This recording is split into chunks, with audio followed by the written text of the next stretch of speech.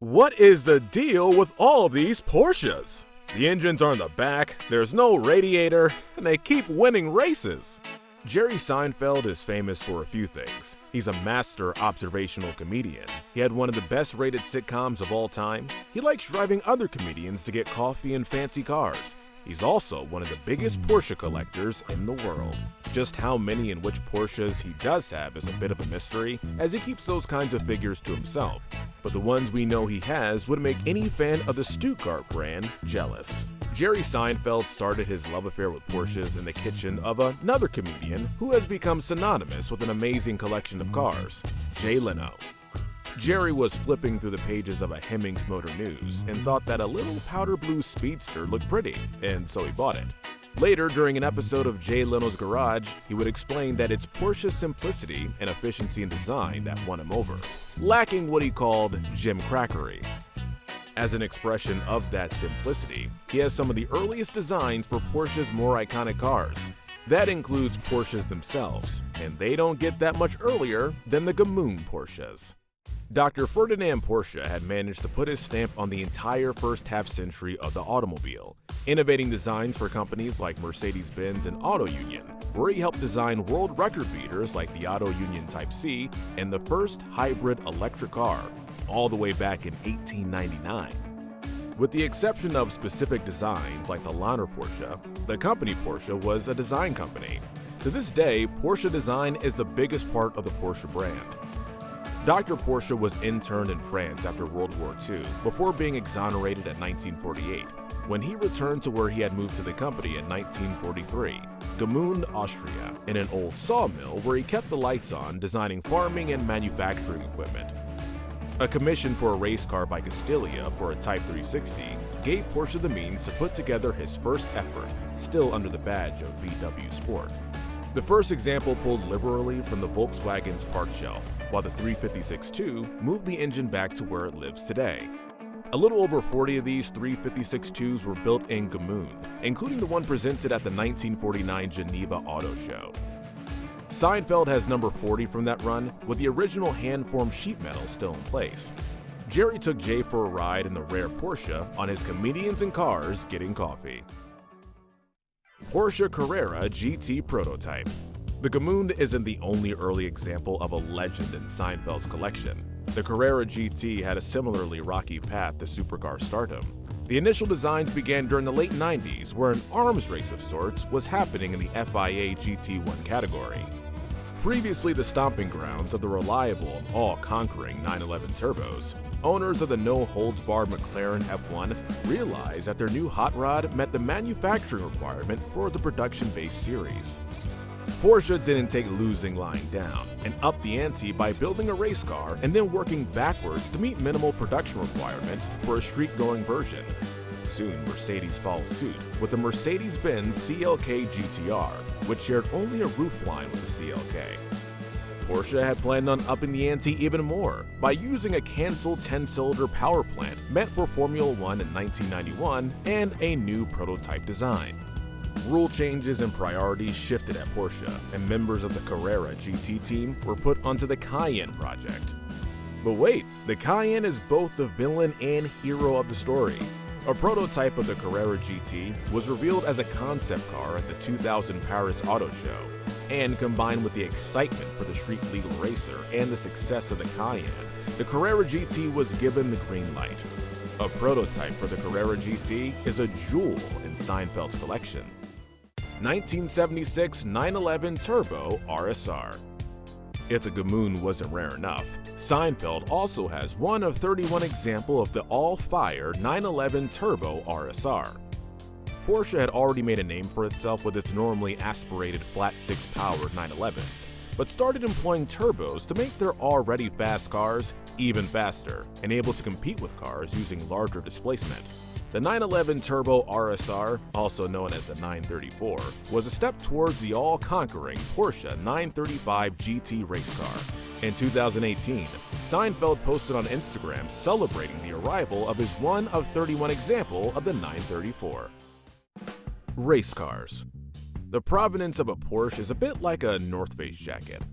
Those jackets were designed for people who climb mountains where it gets kill you if you mess up cold. Their reputation for surviving impossibly cold places meant that people who wanted the best coat they could find ended up buying way more coat than they need for just too cold to bother going out weather at best. Likewise, Porsche gets its reputation by building cars that win races. A lot of races. They've been the overall winner at Le Mans 20 times and had 108 class wins. The next closest is Audi with 13, the only other manufacturer with double digits. The 356, which Dr. Porsche figured would sell around 500 examples, sold around 76,000 when it proved to be an affordable entry into sports car races with a more than credible chance to put the driver on the podium. That might be the last time you hear affordable and Porsche mentioned together. Seinfeld's collection doesn't ignore this racing heritage, including some legendary racers. Porsche 550-003 Spyder. Porsche upped that customer racer ante from the 356 with the 550 Spyder. It moved the engine back to the middle and striped the car of any illusion that it was anything but a car built to go fast. Its minimalist and efficient design was both successful and daunting. It gained infamy when another celebrity fan of Porsche, James Dean, met his end in a car crash on his way to race the car, nicknamed Little Bastard. Dean had been forewarned of the danger by none other than Obi-Wan Kenobi himself, Alec Guinness, who the week before had told Dean that the car would kill him. Seinfeld let his 550, the third to roll off the line, go in his mass sell-off of 18 of his prized Porsches in 2018. RSRs. The RSR distinction for Porsches that give only a nod to the possibility that you can put license plates on what is essentially a race car are well represented in Seinfeld's collection. In addition to the 934, he has two other RSRs. One he refers to as a dead man's car, as he bought it out of an estate sale, and the other carries a livery of legendary Porsche dealer and Porsche racing body for North America, Brumos Porsche. That's not the only Brumos livery car he owns. He also has a 1973 911 Carrera RS with the iconic red and blue stripes. That car had its own brush with infamy when a woman in a BMW backed into it in front of Seinfeld while he was talking to another comedian friend. His Instagram account announced the Amelia debut of Porsche 935-001, which won the 1976 World Championship. If you're a toy geek and a car geek, that number 4 racer might seem familiar. It's the car the Autobot second in command, Jazz, transforms into in the first generation Transformers. Nice pick, Sky Spy Satellite. Another piece of racing history that was auctioned out of his collection in 2018 was the Porsche assigned to open-wheel racer and Revlon heir Peter Revson for the International Race of Champions, or IROC. The series took top drivers across various series and put them in identically prepared Porsches for the first season, eventually replacing the Porsches with Camaros, which is now what most people think of when they think of IROC. His racing collection is rounded out with a Porsche 904 GTS, one of the last of the customer racers that could drive to and from the racetrack. This closed coupe mid-engine racer laid the groundwork for the all-conquering prototype racers to follow, including the Targa Florio conquering 90803 chassis number 8, which of course Seinfeld also owns and had returned to its Gulf livery. Among the auction cars was also a Porsche 962C, the IMSA GTP racer that gave Porsche many of its Le Mans overall wins in the 80s. Porsche 959. No collection of this caliber would be complete without a 959. In a lot of ways, the 959 is the patient zero of the modern 911. It started as a design exercise to see just how far the 911 could be taken, starting with all-wheel drive. Meant to compete in the no-holds-barred Group B rally category, the project wasn't finished before that series was, so the 959 made a name for itself in the grueling Paris-Dakar rally instead.